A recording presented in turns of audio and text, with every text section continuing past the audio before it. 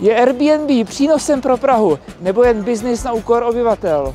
Zdravím, jsem Daniel Kotula z realitní kanceláře Kotula a každý týden pro vás na tomto kanále připravujeme nová videa o těch nejzajímavějších místech a věcech v Praze. Proto budeme rádi, když dáte našemu kanálu odběr. Děkujeme! V dnešním videu se budeme věnovat fenoménu Airbnb, který umožnil majitelům bytů pronajímat své byty turistům a vydělávat na tom.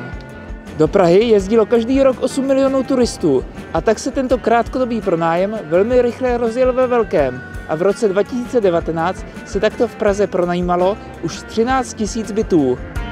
Pro lepší pochopení celého tématu si ale nejdříve řekněme něco k historii Airbnb.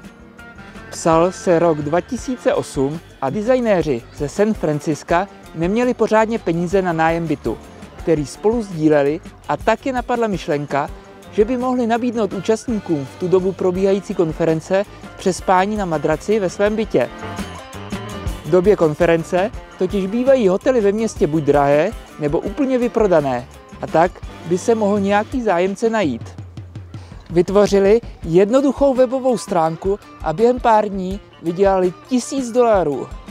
A tak začali rozvíjet nápad, že by pomohli lidem si příležitostně vydělat tak, že poskytnou postel nebo pokoj při konání velkých akcí a zároveň by tak poznali zajímavé lidi. Hostitelé by pak mohli i jednodušeji splácet hypotéku nebo měli příspěvek na nájem.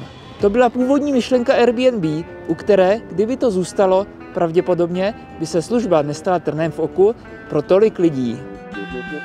Tato myšlenka zase tolik nevydělávala, tak se posunula do roviny, jaký známe teď, tedy, že se pronajímají celé byty lidmi, kteří toto mají jako své podnikání. Zákony ale na takové podnikání nebyly připraveny. Takový hoteliér, který by se rozhodl nabízet pokoje v normálním bytovém domě, by ve velmi krátké době dostal pokutu a zákaz činnosti. Ke krátkodobému ubytovávání je totiž potřeba kolaudace prostor pro tento účel a také je potřeba soulad s územním plánem obce, který určuje možnost užívání staveb. V Praze se bohužel tohoto typu podnikání chytili lidé, kteří šli za jednoduchým a vysokým výdělkem. Turismus rostl a zároveň podnikatelé předpokládali, že příjmy nejsou potřeba řádně danit a odvádět poplatky městu. Celkově podnikání bylo tehdy velmi výnosné. Zatímco jedni začali vydělávat, obyvatelům Prahy vznikaly problémy.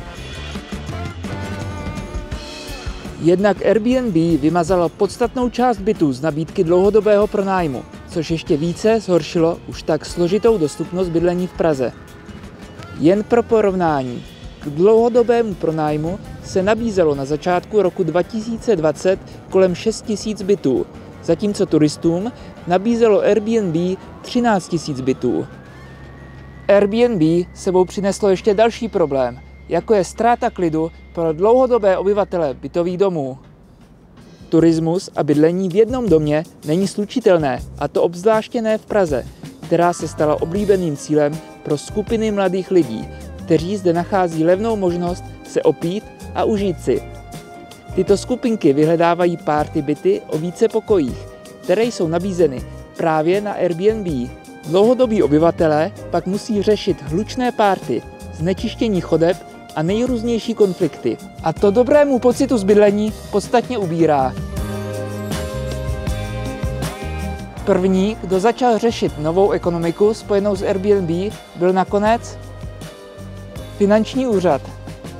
Dal jasně najevo, jakým způsobem mají být příjmy zdaněny, a zároveň zavedl systém, díky kterému získal kontakty na ubytovatele a začal jim vyměřovat nedoplatky na daních. Nově se také ke stanovení pravidel vyjádřil stavební úřad. Vyjasnil, že k provozování krátkodobého ubytování je potřeba odpovídající kolaudaci podle stavebních předpisů, obdobně jako by ji museli získat pro tuto činnost hotely nebo penziony. Omezení Airbnb bude také řešit nová poslanecká sněmovna, která bude projednávat zákon určující maximální dobu pronajímání bytů v roce, podobně jako mají jiné evropské metropole. Tedy byt by v takovém případě bylo možné pronajímat turistům maximálně například 30 dní v roce. A jak to vnímáte vy? Je Airbnb přínosem nebo škodí? Napište mi to do komentářů. Já jsem přesvědčen, že ubytování by mělo být jen v hotelech, které jsou k tomu určené, protože se turismus s dlouhodobým bydlením neslučuje. A pokud by kvůli tomu nemělo být dostatek ubytovacích kapacit v Praze, vůbec to nebude vadit, protože lidé, kteří si skutečně budou chtít užít krásy Prahy, si také budou ochotni zaplatit dražší hotel, na rozdíl od těch, kteří se chtějí v Praze jen levně opít.